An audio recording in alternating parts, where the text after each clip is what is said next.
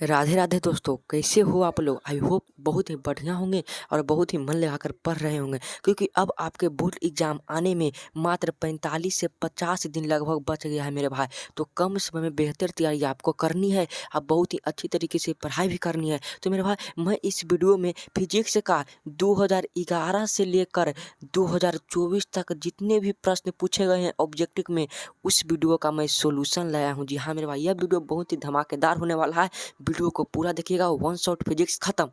काहे कि question bank से बार बार प्रश्न रिपीटेड होते रहते हैं, ठीक ना मेरे भाई। तो वीडियो को पूरा देखना, बहुत ही मजा आने वाला है। इस वीडियो को देखने के बाद फिजिक्स का तुम्हारा ऑब्जेक्टिव का टेंशन ही खत्म हो जाएगा। लगभग 15 प्रश्न यहाँ से पक्का रहेंगे, गारंटी के साथ कह रहा हूँ, ठीक ना। तो आओ हम वीडियो की शुरुआत करते हैं। उससे पहले अगर आप हमारे चैनल पर नए हैं तो चैनल को जरूर सब्सक्राइब कर लेना। वीडियो अच्छा लगे तो वीडियो को एक लाइक कर देना मेरे भाई। आओ हम पहले प्रश्न को पढ़ते, एक एक कर सभी प्रश्नों का आप दिमाग में आंसर बैठा लीजिएगा कि ये सब प्रश्न पक्का आपके बोर्ड एग्जाम में दोनों पालियों में आएंगे, ठीक है ना।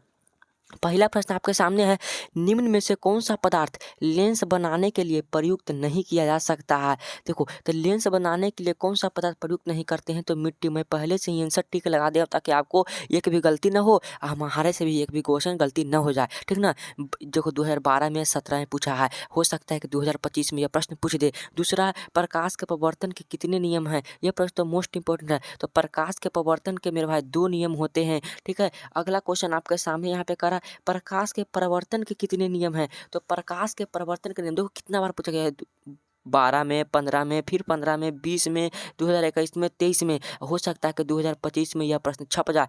ये प्रकाश के परावर्तन के मेरे भाई भी 2 नियम ही होते हैं। प्रकाश के परावर्तन के भी 2 नियम और प्रकाश के परावर्तन के भी 2 नियम।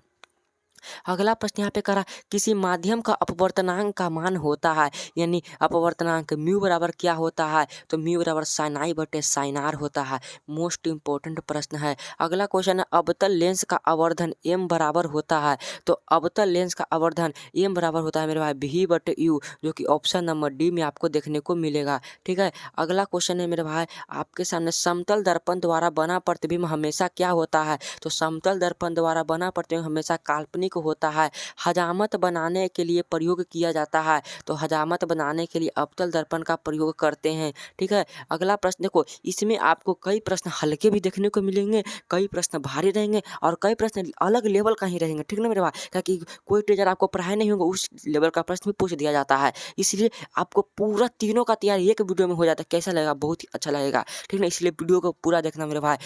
अगला है, किसी शब्दकोश पे पाए गए छोटे अक्षरों को पढ़ते समय आप निम्न में से कौन सा लेंस पसंद करें। मैंने कोई शब्दकोश है उस पर छोटे अक्षरों अक्षर लिखे हैं, तो उसको पढ़ते समय आपको कौन सा लेंस पसंद करेंगे मेरे भाई। तो हम लोग उसमें उत्तल लेंस पसंद करेंगे, ठीक ना। 5 सेंटीमीटर वाला उत्तल लेंस, राइट आंसर सी हो जाएगा। अगला क्वेश्चन यहाँ पे क्या करा है, गोलीय दर्पण के परावर्तक पृष्ठ की वृत्ताकार सीमा रेखा का व्यास कहलाता है। जो गोलीय दर्पण है, गोलीय दर्पण के परावर्तक पृष्ठ है, उसका वृत्ताकार जो सीमा होता है उस रेखा का व्यास कहलाता है गोलीय दर्पण का द्वारक। राइट आंसर डी हो जाएगा मेरे भाई, ठीक है। अगला क्वेश्चन आपके सामने है, किस लेंस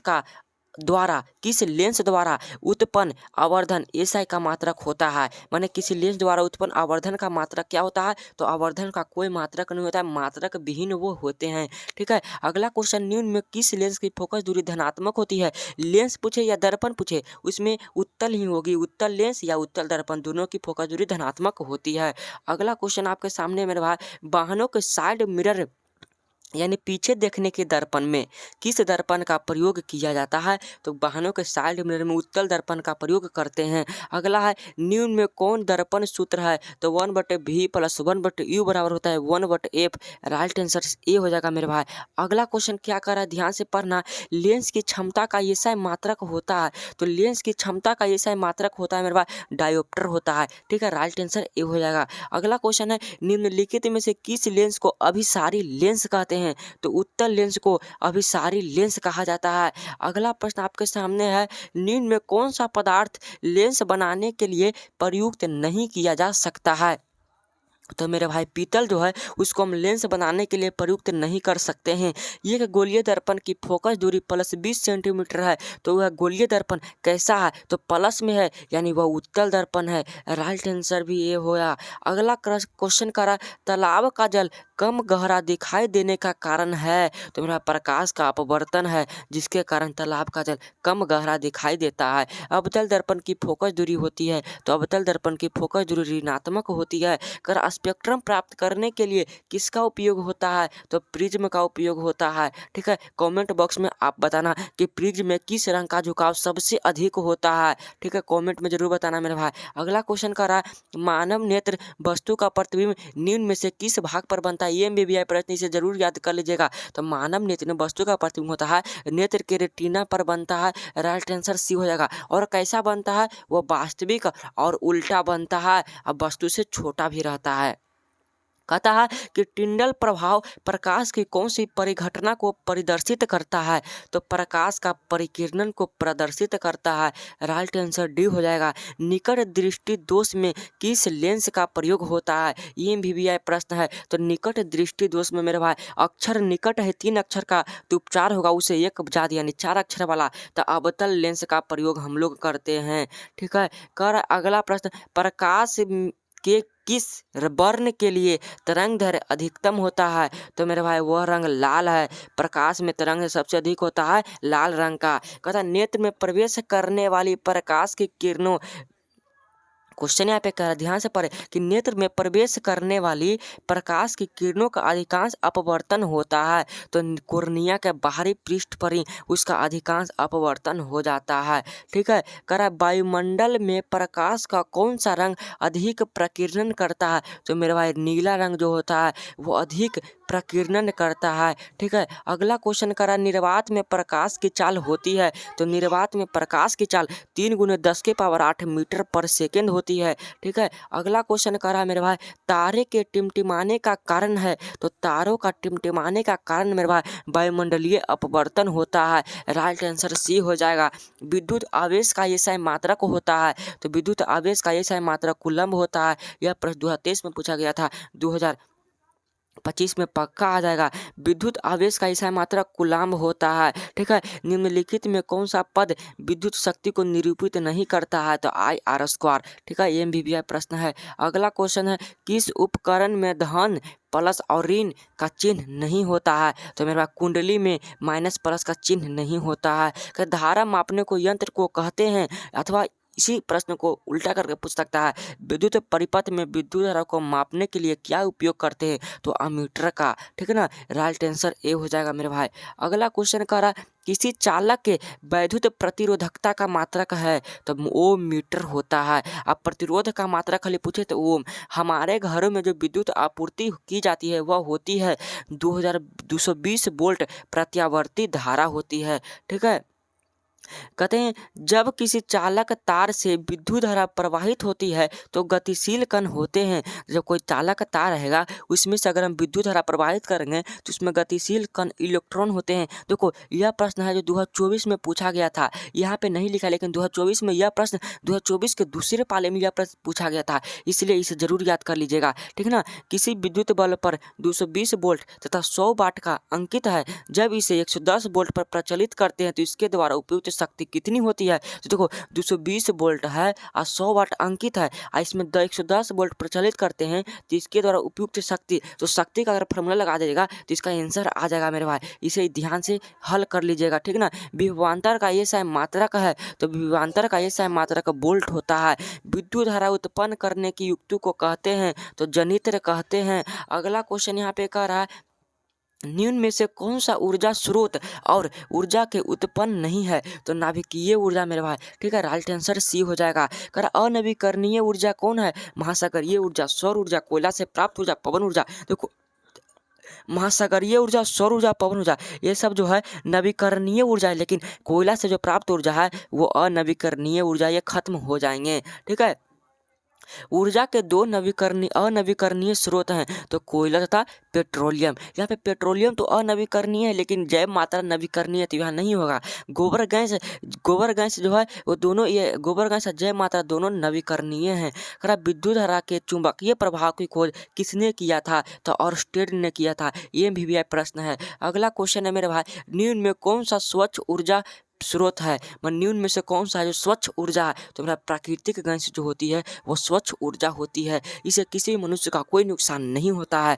कौन सा परंपरागत ऊर्जा का स्रोत है? परंपरागत, तो जैव मात्रा ये भी परंपरागत नहीं होगा, न नाभिकीय ऊर्जा होगा, न भूतापीय ऊर्जा होगा, ये सब गैर परंपरागत ऊर्जा का स्रोत है। इनमें तीन नहीं खेल रहा टेंशन, इनमें से कोई नहीं हो जाएगा। ठीक है, निम्न में कौन अनवीकरणीय ऊर्जा का स्रोत नहीं है? निम्न में से कौन जो अनवीकरणीय ऊर्जा का स्रोत नहीं है? तो बाएं गैस से मेरे भाई अनवीकरणीय ऊर्जा नहीं है, बाकी सब नवीकरणीय, बाकी सब अनवीकरणीय है, लेकिन बायोगैस नवीकरणीय ऊर्जा होती है। सभी जीव जंतुओं के लिए ऊर्जा का अंतिम स्रोत क्या है? तो सूर्य, सबसे अंतिम सूर्य है जो ऊर्जा का अंतिम स्रोत माना जाता है। ठीक है, सौर सेल और सौर ऊर्जा को रूपांतरित करते हैं। तो मेरे भाई विद्युत ऊर्जा में सौर सेल और सौर ऊर्जा को हम विद्युत ऊर्जा में रूपांतरित करते हैं। टिहरी बांध का निर्माण उद्देश्य क्या था?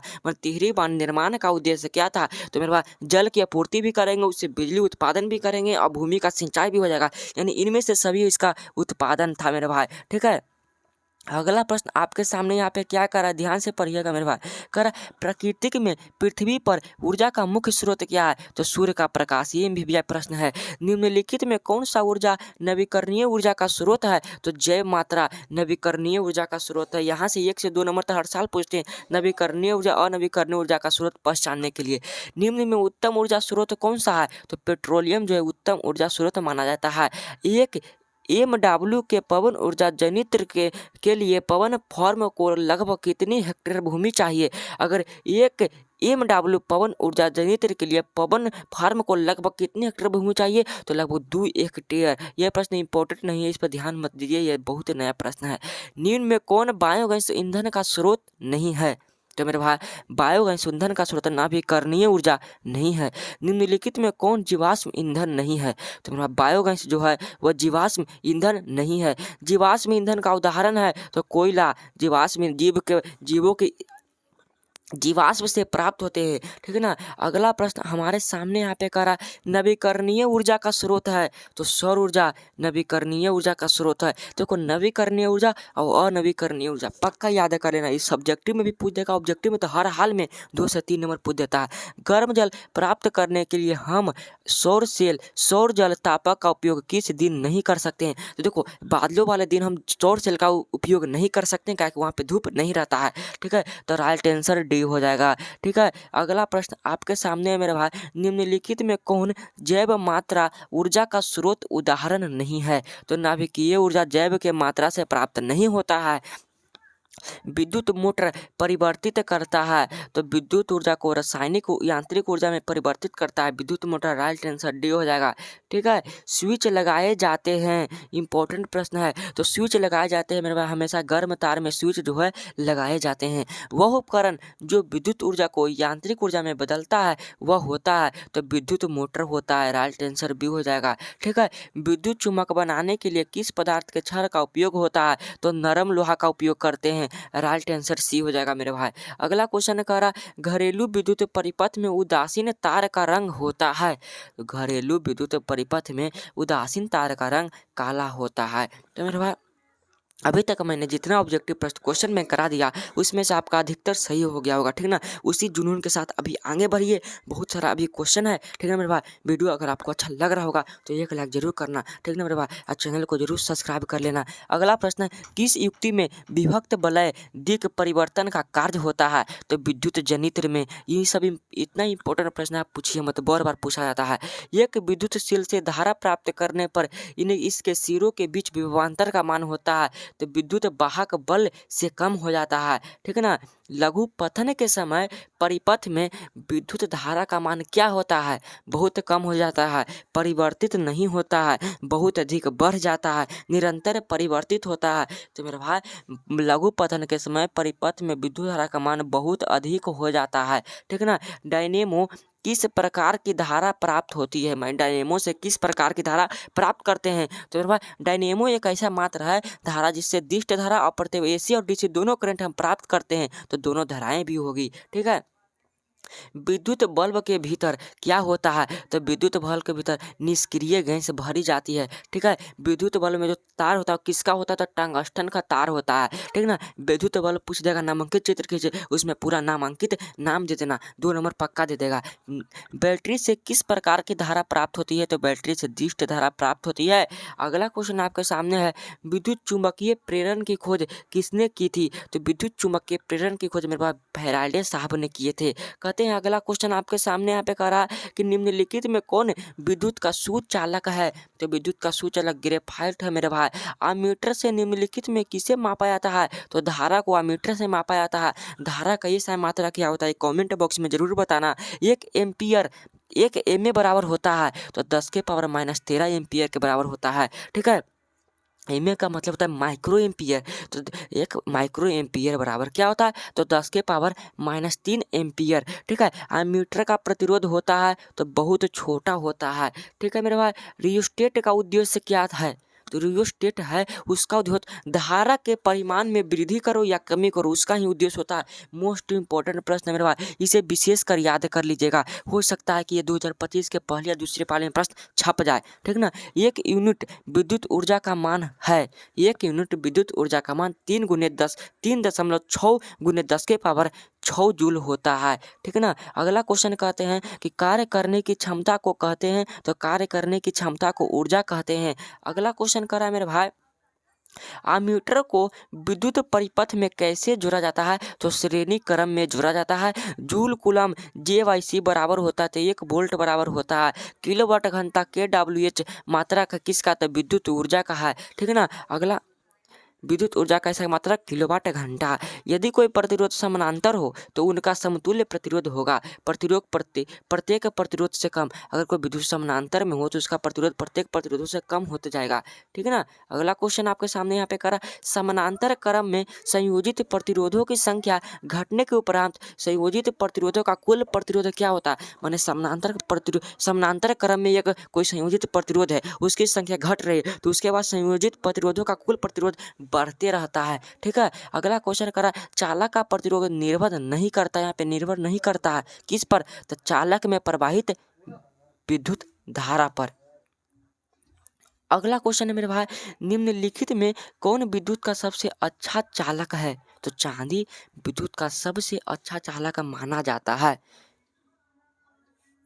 अगला क्वेश्चन यहाँ पे क्या करें, ध्यान से पढ़िएगा अगला क्वेश्चन को, विद्युत ऊर्जा का व्यापारिक मात्रक है, तो विद्युत ऊर्जा का व्यापारिक मात्रक पूछे तो वह यूनिट के बराबर होता है। निम्नांकित में कौन सा कथन सत्य है, जूल बराबर वोल्ट गुने एम्पियर, या जूल बराबर कुलाम गुने वोल्ट, अब जूल बराबर एम्पियर बटे वोल्ट, या जूल बराबर कुलाम बटे वोल्ट। तो मेरे भाई जूल बराबर होता है J गुने C, कुलाम गुने वोल्ट। सॉरी, मैंने यहाँ मेरा कहने का मतलब है कि जूल बराबर क्या हुआ था, हम जानते हैं कि 1 वोल्ट बराबर JY होता है C, तो J मतलब जूल, तब वोल्ट गुने कुलाम V गुने C, तो इसका राइट आंसर तो B हो जाएगा। ठीक है ना, एक जूल बराबर। अतिभारण के समय विद्युत परिपथ में विद्युत धारा का मान क्या होता है, तो अतिभारण के समय बहुत अधिक बढ़ जाता है, 1 वोल्ट कहलाता है, तो 1 जूल कुलाम बट 1 जूल बाई कुलाम। ठीक है ना, अमीटर को विद्युत परिपथ में कैसे जोड़ा जाता है, तो अमीटर को श्रेणी क्रम में जोड़ते हैं। अगला क्वेश्चन करा, निम्नलिखित में कौन सा पद विद्युत शक्ति को निरूपित नहीं करता है, तो IR² नहीं करता। प्रकाश की किस परिघटना के कारण सूर्य में हमें वास्तविक सूर्योदय से लगभग 2 मिनट पूर्व दिखाई देते हैं, तो वायुमंडलीय परिवर्तन के कारण ऐसा होता है। ठीक है ना, अगला क्वेश्चन करा है मेरे भाई, निम्नलिखित में कौन सा नेत्र का रंगीन भाग होता है, तो परितालिका जो है नेत्र का रंगीन भाग होता है। तरंग दैर्ध्य को समानतः व्यक्त किया जाता है, तो एंगस्ट्रम में तरंग दैर्ध्य को हम व्यक्त करते हैं। प्रकाश की चाल विभिन्न माध्यमों में भिन्न भिन्न होती है, राइट आंसर B हो जाएगा। वायु में प्रकाश की चाल निर्वात की अपेक्षा क्या होती है, तो कम होती है। ठीक है ना, थोड़ा सा कम होती है लेकिन कम होती है मेरे भाई, क्योंकि सबसे ज़्यादा निर्वात में ही प्रकाश की चाल होती है। मानव नेत्र के लिए दृष्टि का अस्थायित्व क्या होता है, तो 1/10 सेकंड होता है मेरे भाई, 1/16 नहीं होगा, 1/10 सेकंड होता है अस्थायित्व। ठीक है ना, श्वेत प्रकाश में वर्ण विक्षेपण उत्पन्न करता है, तो प्रिज्म द्वारा उत्पन्न करता है। हीरे का अपवर्तनांक होता है तो 2.42 होता है। एक प्रिज्म कितने सतहों से घिरा होता है, ये भी क्वेश्चन है। तो एक प्रिज्म 5 सतहों से घिरा होता है। ठीक है, अगला क्वेश्चन मेरे भाई, प्रकाश का न्यूनतम तरंग दैर्घ्य होता है तो 380 नैनोमीटर। निम्न में से किस माध्यम में प्रकाश की चाल अधिक होती है, तो हवा में प्रकाश की चाल अधिक होती है। कहता है सूक्ष्म कणों का एक विषमांगी मिश्रण है, तो सूक्ष्म कणों का एक विषमांगी मिश्रण क्या है, वायुमंडल है, जलमंडल है, जैव मंडल है, स्थल मंडल है। तो मेरे भाई वायुमंडल इसका राइट आंसर होगा। अगला क्वेश्चन यहाँ पे क्या करा, प्रकाश का प्राथमिक वर्ण क्या है, तो लाल, हरा, नीला। ये भी क्वेश्चन इसे याद कर लीजिएगा, जरूर याद करिएगा। किसी अंतरिक्ष यात्री को आकाश कैसा प्रतीत होता है, तो अंतरिक्ष यात्री को आकाश काला प्रतीत होगा, लेकिन नीचे है ऊपर देख रहा है तो नीला। ठीक है ना, किस प्रकाश का चाल न्यूनतम होता है, किस में, तो कांच में प्रकाश का चाल न्यूनतम होता है। ठीक है ना, अगला क्वेश्चन आपके सामने करा, जो नेत्र निकट की वस्तु को साफ नहीं देख सकता उस नेत्र में होता है। अगर कोई निकट की वस्तु उस साफ नहीं देख रहा है, माने जो देखे वही दोष, तो निकट नहीं लौक रहा है यानी उसको दूर लौक रहा है, तो जो दूर लौक रहा है यानी दूर दृष्टि दोष है। दोष में जो दिख रहा है वही दोष रहता है, तो उसमें निकट की वस्तु को साफ नहीं देख रहा है यानी दूर को देख रहा है, तो दूर दृष्टि दोष उसमें है। मानव नेत्र में क्या होती है, किसी प्रकार का लेंस नहीं होता है, अवतल लेंस होता है, उत्तल लेंस होता है, उत्तल दर्पण होता है। ये भी प्रश्न है मेरे भाई, तो मानव नेत्र में मेरे भाई उत्तल लेंस होता है। अगला क्वेश्चन आपके सामने यहाँ पे क्या करा करा नेत्र द्वारा किसी वस्तु का प्रतिबिंब कैसा बनता है, नेत्र द्वारा किसी वस्तु का कैसा प्रतिबिंब बनता है, तो वास्तविक, उल्टा तथा छोटा बनता है। ठीक है, करा उत्तल दर्पण में प्रतिबिंब बनता है तो आभासी बनता है। प्रकाशीय माध्यम कितने प्रकार के होते हैं, तो दो प्रकार के होते हैं, सघन और विरल। तैलीय कागज होता है तो तैलीय कागज परभाषक होता है, उसमें आर पर की वस्तु दिखाई देती है। कहते हैं समतल दर्पण की फोकस दूरी होती है, तो समतल दर्पण की फोकस दूरी अनंत होती है, राइट आंसर ए हो जाएगा। अगला क्वेश्चन मेरे पास, अवतल दर्पण के सामने वस्तु को कहाँ रखा जाए ताकि प्रतिबिंब उल्टा, वास्तविक और समान आकार का बने। मैंने समान आकार का पूछ रहे थे, एक वक्रता केंद्र पर रखो, यानी सी ऑप्शन सही हो जाएगा। अब वक्रता केंद्र को ही सी से सूचित करते हैं और सी आंसर भी सही भी होगा। उत्तल दर्पण से बना काल्पनिक प्रतिबिंब होता है तो सीधा और हरासित। सीधा मतलब होता है काल्पनिक जोड़े, हरासित मतलब होता है छोटा। ठीक है, निम्न में कौन सा पदार्थ लेंस बनाने के लिए प्रयुक्त नहीं किया जा सकता है, तो पीतल। मेरे भाई प्रश्न यह रिपीट हुआ है, पीतल नहीं होता है। प्रकाश गमन करता है, सीधी रेखा में प्रकाश हमेशा गमन करती है। अगला क्वेश्चन यहाँ पे क्या करा है मेरे भाई, अगला क्वेश्चन करा किस दर्पण में हमेशा वस्तु से छोटा प्रतिबिंब प्राप्त होता है, तो उत्तल दर्पण में वस्तु से छोटा प्रतिबिंब हम लोगों को प्राप्त होता है। टॉर्च एवं वाहनों के अग्रदीप माने हेडलाइट में किस दर्पण का प्रयोग करते हैं, तो हेडलाइट पूछे, हेडलाइट अग्रदीपों में तो अवतल दर्पण का, लेकिन अगर साइड मिरर में पूछे मेरे भाई तो उत्तल दर्पण का प्रयोग करेंगे। ठीक है, फोटोग्राफी कैमरा का अभिदृश्यक होता है तो उत्तल लेंस जैसा होता है। ये भी प्रश्न है। प्रकाश तरंग उदाहरण है, तो प्रकाश विद्युत चुंबकीय तरंग का उदाहरण है। अगला क्वेश्चन यहाँ पे क्या कर रहा है आपके सामने है, गोलीय दर्पण में फोकसांतर एफ एवं वक्रता त्रिज्या के बीच संबंध है, यानी एफ बराबर r/2 होता है या r बराबर 2f, जहाँ ऑप्शन में दिखना लगाना थी r बराबर 2f मिल गया तो राइट आंसर ए हो जाएगा। निर्गत किरण एवं अभिलंब के बीच के कोण को कहते हैं, तो मेरे भाई निर्गत कोण ही कहते हैं, राइट आंसर सी हो जाएगा। अमीटर फोकस दूरी वाले उत्तल लेंस की क्षमता होती है तो एक डायोप्टर होता है, 1 मीटर पूछा तो 1 डायोप्टर हो जाएगा। आकाश का नीला रंग होना किसी परिघटना का परिणाम है, तो प्रकाश के प्रकीर्णन का परिणाम है। विरल माध्यम से सघन माध्यम में जाती हुई किरणें मुड़ जाती है, तो विरल से अगर सघन में जा रही है तो जो प्रकाश की किरण होती है अभिलंब की ओर मुड़ जाती है, लेकिन सघन से विरल जाएगी तो अभिलंब से दूर हो जाती है। मेरे भाई निम्नलिखित में किस लेंस की फोकस दूरी धनात्मक होती है, तो उत्तल लेंस की फोकस दूरी धनात्मक होती है। करा चिन्हों को निर्देशांक परिपाटी में धनात्मक फोकस दूरी पर होती है तो उत्तल लेंस होती है। निर्देशांक चिन्ह परिपाटी में सभी दूरियां मापी जाती है तो ध्रुव से मापी जाती है। तो मेरे भाई मैंने फिजिक्स का क्वेश्चन बैंक समाप्त कर दिया। जी हाँ मेरे भाई, अब फिजिक्स से आप बिल्कुल भी मत डरे, उसका जितना भी क्वेश्चन बैंक था मैंने समाप्त कर दिया। 2011 से लेकर 24 तक जितना प्रश्न पूछा गया था सभी का मैं हल करा दिया, ऑब्जेक्टिव क्वेश्चन ले आया। तो मेरे भाई अगर आपको वीडियो अच्छा लगा होगा तो एक लाइक ज़रूर कर देना। अगर आप चैनल पर नए हो तो चैनल को ज़रूर सब्सक्राइब कर लो। इस वीडियो को अपने दोस्तों के पास भी पक्का शेयर कर देना, ठीक ना। अब तुम बताओ किस वीडियो का मैं वन शॉट लाऊं, जरूर बताना। Chemistry, physics, science, social science, जिस वीडियो का आप कहिएगा उस वीडियो का मैं वन शॉट जरूर लाऊंगा, ठीक ना मेरे भाई। तो अगर आपको यह वीडियो अच्छा लगा होगा तो बहुत ही मन लगा कर पढ़िएगा, और यहाँ से पक्का 10 से 15 नंबर आपके फिजिक्स से टेंशन नहीं लेना चाहिए। फिजिक्स में 10 से 15 नंबर यहाँ से पूछ देंगे। जय हिंद, वंदे मातरम।